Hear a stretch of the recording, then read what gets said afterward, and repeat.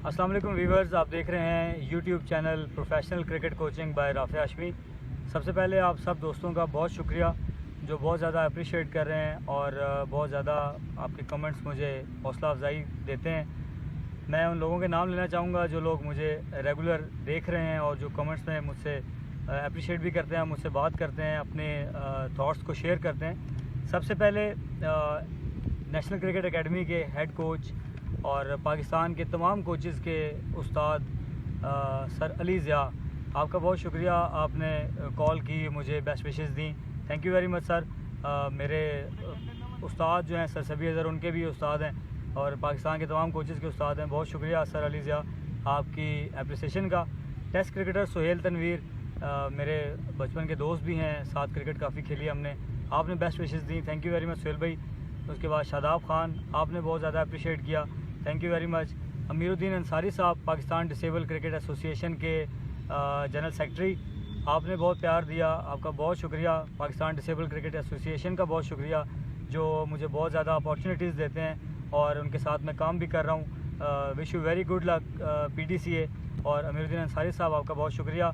उसके बाद regular viewers हैं हमारे अली उमर, जिन्होंने मुझे कमेंट में कहा कि आपने कल लेग स्पिन में एंगल का नहीं बताया, राशिद खान जो है वो उसका जो हाथ है वो सीधा हो जाता है। मैंने उसको कॉल पे ब्रीफ कर दिया था, लेकिन जिन लोगों को नहीं समझ आया, वो कमेंट जिन्होंने पढ़ा, उनके लिए बता दूं कि राशिद खान जब भी आप देखें उसकी बॉडी एक साइड पे गिरती है और जब बॉडी गिरेगी तो ये एंगल ऑटोमेटिकली आपका सीधा हो जाएगा। और ज़्यादातर राशिद खान गुगली करता है, तो गुगली करने के लिए आपको हाथ को ऊपर से ही लाना है। तो मेरे ख्याल से आपको ये बात क्लियर हो गई होगी। और अभी मैंने सिर्फ ग्रिप बताई है, जब इंशाल्लाह हम बॉल डिलीवरी पे आएंगे तो मैं उसमें ये सारी चीज़ें डिस्कस करूँगा। उसके बाद चौधरी सुभान, थैंक यू वेरी मच, आपने मुझे अप्रिशिएट किया। मुबशर मुमताज़, अरसलान कैसर, मेहरान मुमताज़, सैयद मुहिब, आसिफ रशीद, मोहित शेख, राजा वलीद, साबिर खान, सकलैन मुश्ताक, अम्मार अहमद, सलमान आसिफ, इमरान देसी, कल्ब नवाज़ सऊदी अरब से, और जैन बाजवा, अली अरशद, मोहम्मद सुलेमान, नियाज़ अली ख़ान, ख़ान अकबर, सकलैन स्पोर्ट्स और असद असदी और RJ बिलाल, यासिर अब्दुल्ला, मुशर्रफ मुमताज़, अज़हर इकबाल कौनैन, अंजुम नवाज़, मोहम्मद सकलैन, ताहिर ताहिरी और आमिर शबीर, आप सब दोस्तों ने मुझे बहुत अप्रिशिएट किया। अरसलान राना, आप लोगों ने बहुत अप्रिशिएट किया, थैंक यू वेरी मच। और आप लोगों के कमेंट्स भी मुझे आ रहे हैं, आप सबकी सपोर्ट का बहुत शुक्रिया। तो आइए आज की स्किल की तरफ चलते हैं जो कि है फील्डिंग के मुतालिक। तो आइए स्किल शुरू करते हैं जी। तो व्यूअर्स आए शुरू करते हैं आज की स्किल जो कि फील्डिंग से रिलेटेड है। फील्डिंग कितने किस्म की होती है, अटैकिंग फील्ड है, डिफेंसिव फील्ड है। तो आज हम जिस स्किल पे काम करेंगे वो है डिफेंसिव फील्ड। डिफेंसिव फील्ड कैसे होती है ये मैं आपको बताऊंगा।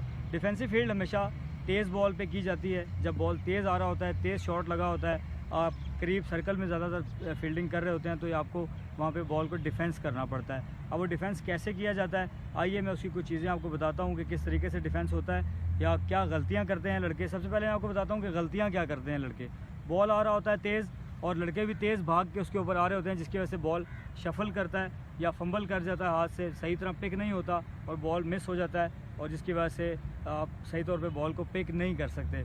या बॉल तेज़ आ रहा होता है तो आप डिफेंस तो कर रहे होते हैं, लेकिन उसका तरीकाकार ये होता है कि बॉल आ रहा है, जैसे आप देख रहे हैं बॉल पड़ा हुआ है, मैं स्टैटिक बॉल से कर रहा हूँ ताकि आपको समझ आए।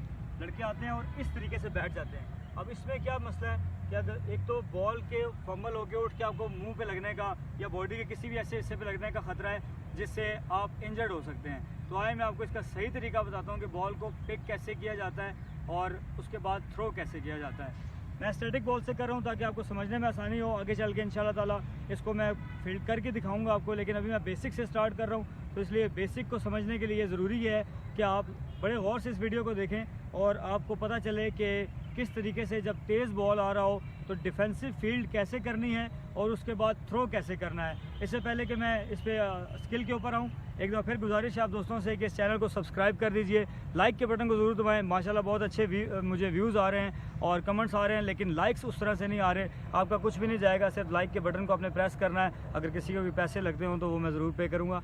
उम्मीद है कि आप सब लोग लाइक भी करेंगे और शेयर भी करेंगे। आइए मैं आपको सिखाता हूँ कि डिफेंसिव फील्ड कैसे की जाती है। इस फर्ज करेंगे बॉल आ रहा है, ये बॉल आया, सबसे पहले आप कहीं पे भी हैं बॉल की लाइन में आएंगे। सबसे पहले बॉल की लाइन में आना है, उसके बाद eyes on the ball, ball को देखना है। बॉल को देखने के बाद इस पोजीशन में बैठना है और बॉल को पिक करना है। बॉल को देखने के बाद ये दोनों हाथों में आपकी जो ये रिस्ट है, आपकी जो फिंगर्स हैं, ये ज़मीन को टच होंगी, ये बॉल के पीछे होंगी, बॉल इस पर आके ऑटोमेटिकली आपके हाथ में आ जाएगा और ये आपका लॉन्ग बैरियर, इसको बोलते हैं लॉन्ग बैरियर। ये लॉन्ग बैरियर बनेगा, आपने बॉल पिक किया। अब इसमें कुछ लोग गलती ये करते हैं, लॉन्ग बैरियर तो बना रहे होते हैं लेकिन वो एक और गलती करते हैं। वो गलती क्या करते हैं कि जैसे अब मैं राइट हैंडेड हूँ तो मैं इसको इस तरीके से बॉल को पिक करूँगा। अब मैंने पिक तो कर लिया लेकिन मेरा पावर हैंड जो है वो राइट हैंड है। अब मुझे क्या करना पड़ेगा, इस बॉल को पिक करने के बाद उठना पड़ेगा, घूमना पड़ेगा, फिर थ्रोइंग पोजीशन पे आना पड़ेगा, फिर थ्रो करना पड़ेगा। कोशिश ये करनी है आप लोगों ने कि जब भी आप बॉल को पिक करेंगे डिफेंसिव फील्ड में तो बॉल के पीछे इस तरीके से बैठना है कि आपका जो पावर हैंड है वो ओपन हो, ताकि आपको टाइम बचे और आप फ़ौरन पिक करके थ्रो कर सकें। जैसे कि अब मैं हूँ, राइट हैंड है मेरा पावर हैंड, तो देखिएगा मैं बैठ रहा हूँ, बॉल के पीछे ये हील और ये टो एक दूसरे के आमने सामने होंगी, इसमें गैप नहीं होना चाहिए। इसको बिल्कुल साथ रखेंगे, झुकेंगे। ये देखिए मैं टो अपने नी से लेके और ये शोल्डर तक स्ट्रेट हूँ, ऐसे बैठना नहीं है पीछे। ये पोजीशन है, यहाँ से आपकी बॉडी डाउन होगी, eyes on the ball, ball को देखना है। ये है बिल्कुल इसकी एग्जैक्ट पोजीशन, किस तरीके से बॉल को डिफेंस करना है आपने। पिक करने के बाद आप इसी उसमें अपने थ्रोइंग पोजीशन पे आ जाएंगे। ये है थ्रो करने का तरीका, ठीक है। आप देख रहे हैं, इस तरफ आ जाए, ये देखें, ये है थ्रोइंग पोजीशन। ये जो हाथ है इसको बोलते हैं नॉन थ्रोइंग आर्म। ये टारगेट को हिट करेगा, जहाँ पे आपका टारगेट है ये वहाँ पे सेट करेगा जहाँ पे आपने थ्रो करना है, जिस जगह पे आपने थ्रो करना है बॉल को। ये जो आपका हैंड है जिसको नॉन थ्रोइंग आर्म कहते हैं, ये नॉन थ्रोइंग आर्म आपके टारगेट की तरफ जाएगा ताकि आपका ये बॉल थ्रो होके अपने टारगेट को हिट कर सके। तो ये है थ्रोइंग पोजीशन। ये आप देख लीजिए, ये कई लड़के इस हाथ को गिरा देते हैं, थ्रो करते हुए इसको गिरा देते हैं, तो ये हाथ पूरा पावर देगा आपको। नॉन थ्रोइंग आर्म फोर्स देगा, जिसके बाद आप ओवर आर्म थ्रो करेंगे। एक और चीज़ इसमें ऐड कर लीजिएगा, कई लड़के थ्रो करते हुए बॉल को ऐसे पकड़ते हैं, सीम सामने हो जाती है। सीम सामने होने से क्या होता है कि जब आप थ्रो करेंगे तो एयर में बॉल किसी भी तरफ स्विंग कर जाएगा, या हिट होने के बाद ज़मीन को किसी भी तरफ स्विंग कर जाएगा। तो कोशिश ये करनी है, बल्कि 100% यही करना है कि आपने इसको क्रॉस द सीम पकड़ना है थ्रो करते हुए। ये पोजीशन होगी थ्रो करते हुए, ये पोजीशन होगी, ये आप देख रहे हैं, ये आपकी बेस है। बेस आप देख लें, यहाँ से उठने के बाद ये बेस है, ये बेस है आपकी। जितनी बेस स्ट्रांग होगी उतनी थ्रो पावरफुल और अच्छी और एक्यूरेट होगी, ठीक है। ये बेस स्ट्रांग होनी चाहिए, हाथ ओपन होने चाहिए और इसके बाद ये थ्रो करना है आपने। ये है थ्रो, ओवर आर्म थ्रो करने का तरीका, ठीक है। तो आपको यकीनन बात समझ में आई होगी। ये है आज की स्किल जिसमें मैंने आपको सिखाया है कि डिफेंसिव फील्ड कैसे की जाती है।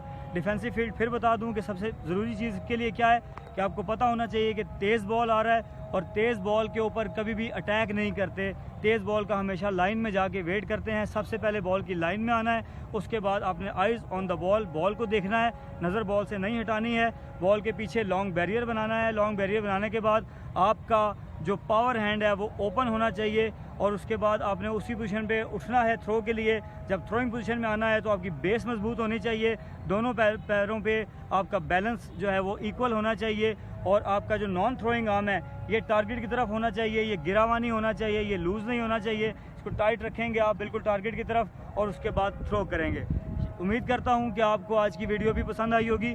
कमेंट्स में ज़रूर बताइएगा कि आपको वीडियो कैसी लगी और कोई बात अगर समझ में ना आई हो तो ज़रूर मुझसे पूछिएगा। इंशाल्लाह ताला मैं पूरी कोशिश करूँगा कि जितना भी मेरे पास नॉलेज है वो मैं आपको दे सकूँ और जहाँ पे मैं समझूंगा कि मुझे बात समझ में नहीं आ रही या मेरे से ऊपर की बात है तो मेरे जो सीनियर कोचेज़ हैं बहुत सारे, मैं उनसे कंसर्न करके मैं उसका हल भी ज़रूर निकालूंगा और वो भी आपको ज़रूर बताऊंगा।